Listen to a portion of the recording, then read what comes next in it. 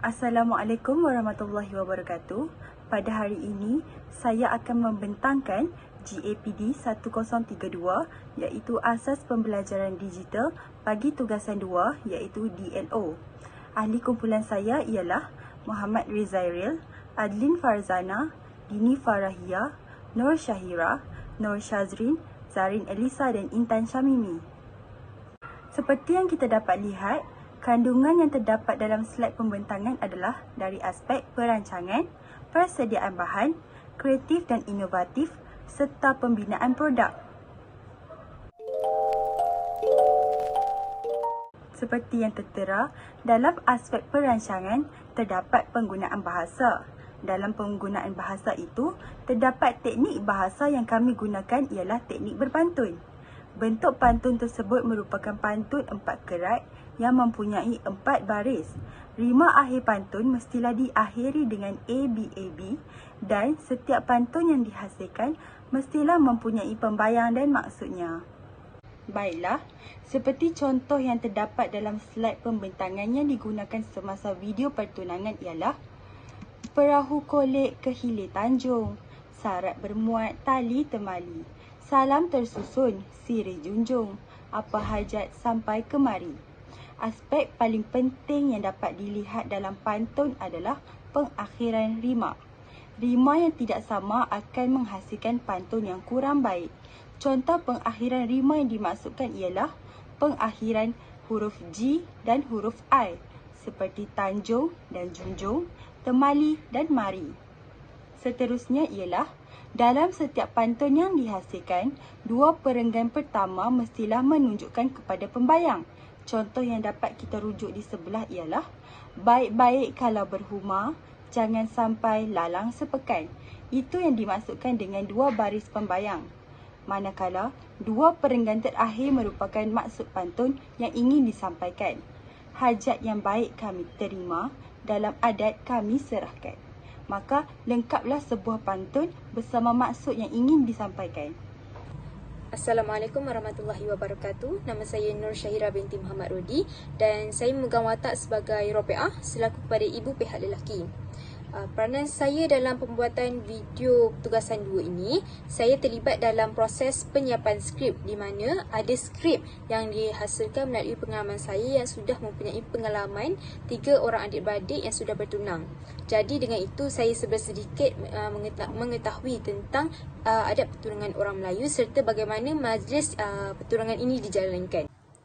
Berikut merupakan bukti di mana kami ada melakukan malam perbincangan mengenai tema, skrip serta papan cerita yang diadakan di Balsis.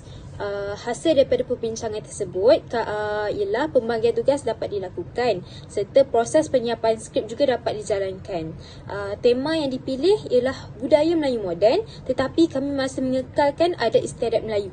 Dan terakhir kami dapat merancang papan cerita yang terbaik. Selain itu, ini pula antara gambar-gambar kumpulan kami melakukan proses rakaman sepanjang penggambaran video berlangsung. Apabila semua babak selesai dirakam, saya orang yang berperanan untuk menyunting bahagian awal syutingan video. Aplikasi yang saya gunakan untuk menyunting video ialah aplikasi CapCut.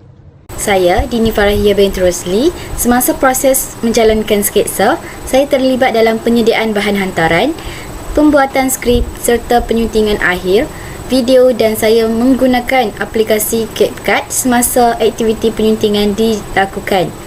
Baiklah, seterusnya saya akan membentangkan tentang persediaan bahan. Yang pertama ialah skrip. Penulisan skrip ini melibatkan semua ahli.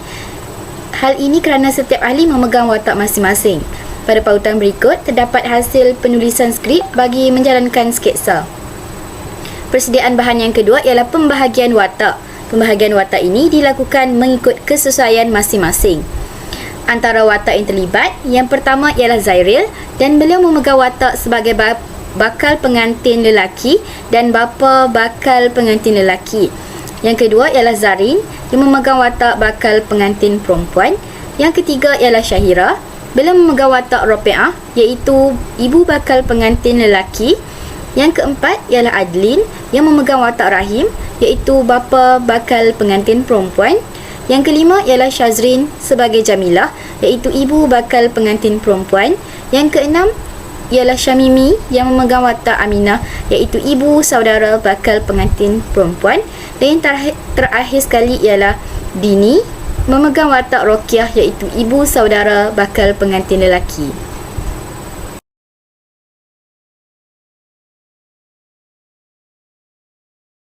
Baiklah, seterusnya saya, Intan Syamimi, akan menjelaskan tentang penyediaan props yang dilakukan oleh kami semua. Kami sekumpulan telah menyediakan pelbagai props, iaitu alatan-alatan yang digunakan semasa lakonan. Kami berkumpul dan melakukan aktiviti ini pada waktu malam di balai siswa. Antara props yang telah kami lakukan ialah persiapan barang-barang hantaran seperti Al-Quran, jam tangan, baju kemeja, sebentuk cincin dan lain-lain. Peranan saya dalam penyediaan props ini ialah membuat renda-renda pada dulang hantaran bagi menampakkan hantaran tersebut lebih menarik. Saya juga menghias barang-barang hantaran tersebut bagi kelihatan lebih kemas dan kreatif. Penyediaan props ini bertujuan bagi menampakkan lakonan kami lebih sebenar dan nyata. Berikut merupakan contoh-contoh gambar kami sekumpulan bekerjasama dalam penyediaan props ini. Seterusnya, kawasan berlakon. Kesemua kawasan-kawasan lakonan kami ialah hanya di kawasan kampus sahaja. Kawasan lakonan yang pertama ialah di kawasan pejabat. Kami menggunakan kawasan ini semasa pasangan kekasih bertemu bagi membincangkan akan tentang hubungan mereka. Kawasan yang kedua ialah di pokok cendawan di mana pasangan kekasih berbincang tentang tarikh pertunangan mereka. Kawasan yang ketiga ialah di balai siswa di mana tempat kami lakukan situasi kami menyediakan barang-barang hantaran. Kawasan yang keempat ialah di tempat meletakkan kenderaan. Kami menggunakan kawasan tempat meletakkan kenderaan pensyarah bagi menunjukkan situasi di mana pihak lelaki tiba di rumah pihak perempuan. Kawasan yang kelima ialah di Taman Bunga, iaitu tempat kami lakukan situasi rombongan meminang beramai-ramai. Kawasan yang keenam ialah di Balai Ilmu, di mana kami melakukan situasi semasa pihak lelaki datang ke rumah pihak perempuan bagi meminang anak dara. Kawasan yang ketujuh di bilik blok kediaman 05, iaitu situasi di mana watak ibu menanyakan anak daranya sama ada dia bersetuju atau tidak untuk bertunang. Kawasan yang terakhir di masjid. Kami menggunakan kawasan ini bagi situasi di mana pihak lelaki dan pihak perempuan sedang berbual-bual. Baiklah, seterusnya kita akan beralih kepada sesi kreativiti serta inovasi. Di dalam kreativiti dan inovasi ini, terdapat dua elemen yang sangat penting bagi memastikan video tersebut berjalan dengan lancar. Antaranya adalah penggunaan aplikasi serta keaslian video. Pemilihan aplikasi-aplikasi yang mempunyai banyak ciri-ciri menarik adalah sangat penting untuk memastikan video persembahan tersebut berjalan dengan lancar. Tambahan pula, video-video yang menarik ini penggunaan aplikasi yang menarik ini mampu meraih lebih ramai penonton untuk menonton video persembahan tersebut. Kami juga telah mengaplikasikan bahasa-bahasa yang baik seperti yang telah dipaparkan pada slide pertama dan slide yang ketiga untuk memastikan penggunaan bahasa adalah amat penting dalam penghasilan video kami. Tambahan pula, pada aplikasi-aplikasi yang digunakan adalah aplikasi CapCut, VN serta VLLO. Kami telah memilih 3 aplikasi ini untuk melakukan tugasan ini adalah kerana penggunaan aplikasi ini adalah memainkan peranan yang sangat penting untuk menghasilkan video yang terbaik. Penggunaan aplikasi CapCut bertujuan untuk menyunting sedikit sebanyak video dan memasukkan dan menggunakan transition serta efek yang tertentu pada segelintir video. Seperti mana yang telah dapat kita lakukan di dalam video kami telah menggunakan aplikasi CapCut untuk meletakkan kaedah slow motion.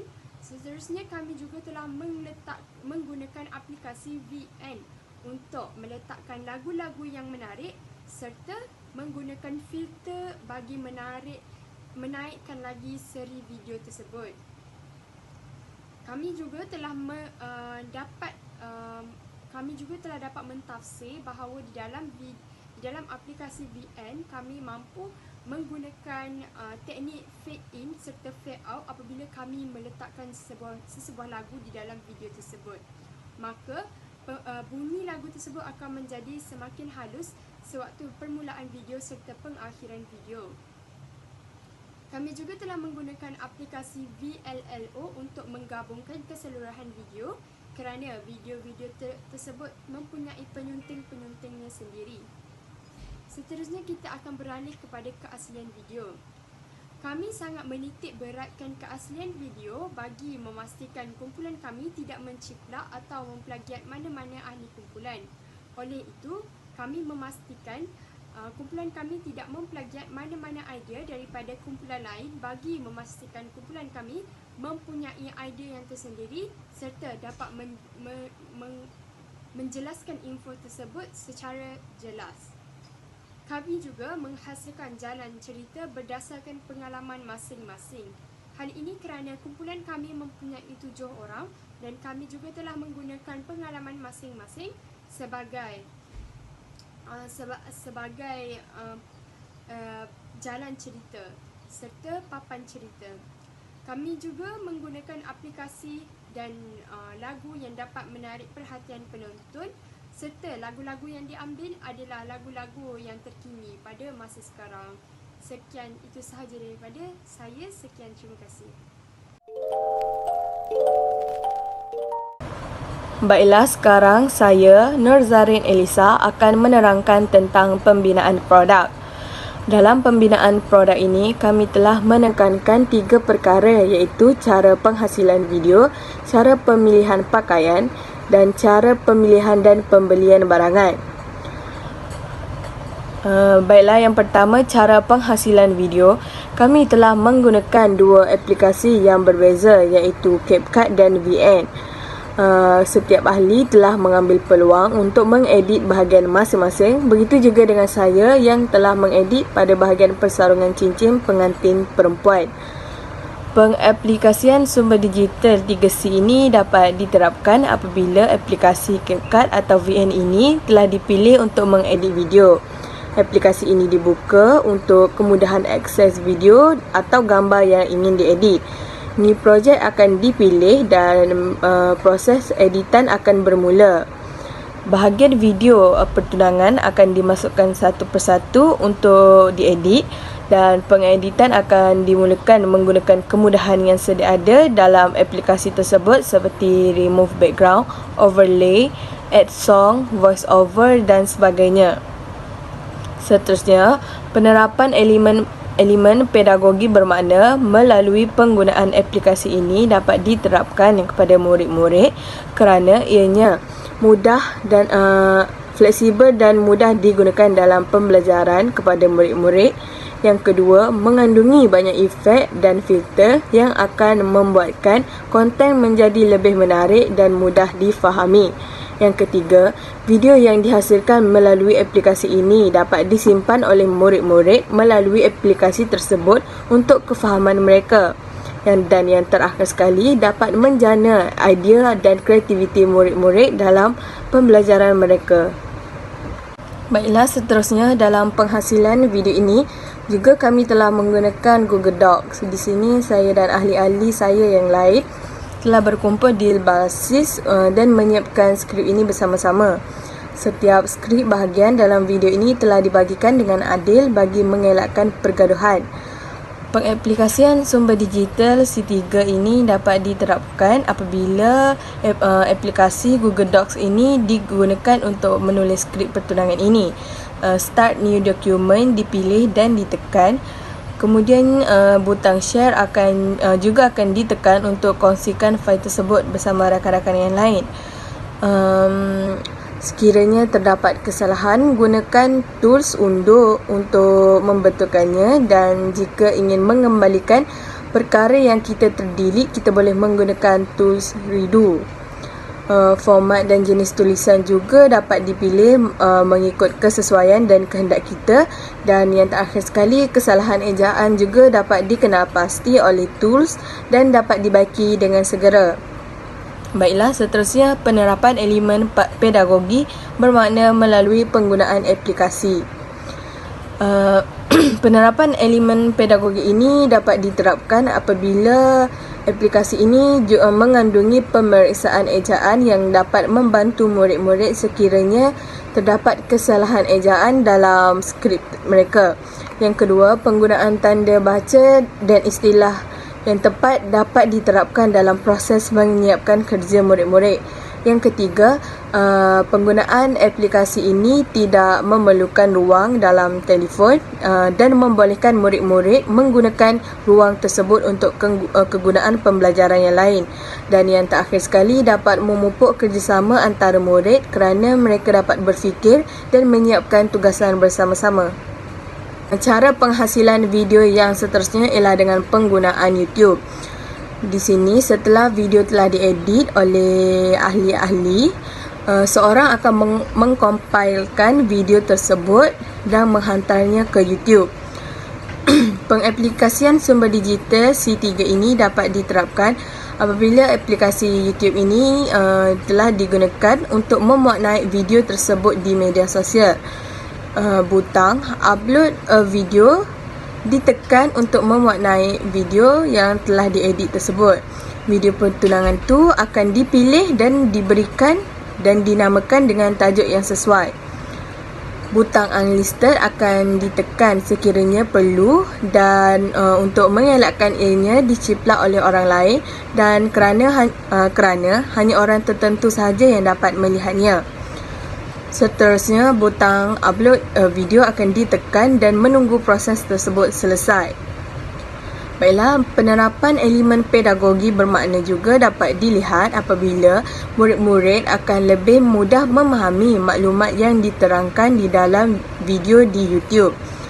Ia juga menjimat kos pendidikan murid kerana mereka tidak perlu membayar untuk mencari video mengenai pembelajaran mereka.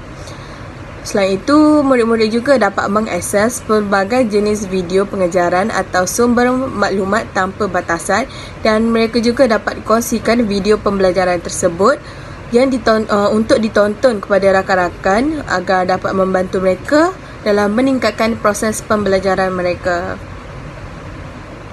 Baiklah, pembinaan produk yang seterusnya ialah tentang cara pemilihan pakaian. Okey, cara pemilihan pakaian ini telah digunakan oleh kami dalam memilih pakaian yang sesuai semasa melaksanakan lakonan. Okey, baju kurung dan baju Melayu telah digunakan dalam penghasilan video ini, di mana baju kurung telah digunakan oleh pihak pengantin dan para wanita, manakala baju Melayu telah digunakan oleh ayah kepada pengantin lelaki. Penggunaan baju ini akan memaparkan adat dalam pemakaian dan pemilihan baju itu juga dilakukan berdasarkan kesesuaian dan keselesaan para pelakon. Selain itu, pemilihan pakaian ini juga telah memenuhi syariat agama. Penerapan elemen pedagogi bermakna yang dapat dikaitkan dengan cara pemilihan pakaian ini apabila murid-murid dapat mengetahui tentang adat-adat pemakaian terutamanya dalam majlis-majlis penting seperti majlis pertunangan dan majlis pernikahan.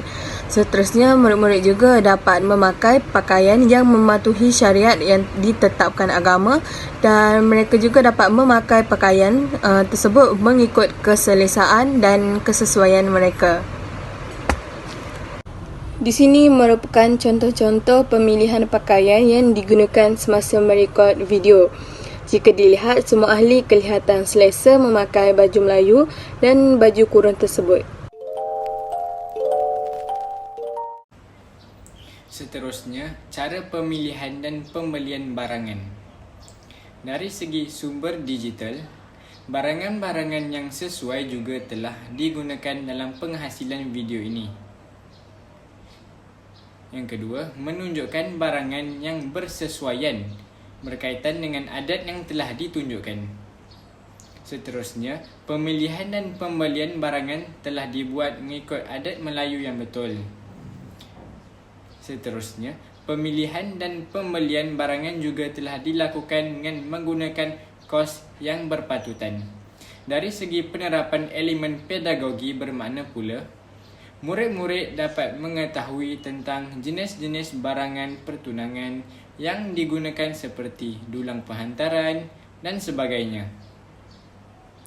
Murid-murid juga dapat menggunakan ilmu yang dipelajari atau diperoleh untuk membuat pemilihan dan pembelian barangan pertunangan ini dengan baik pada masa yang akan datang.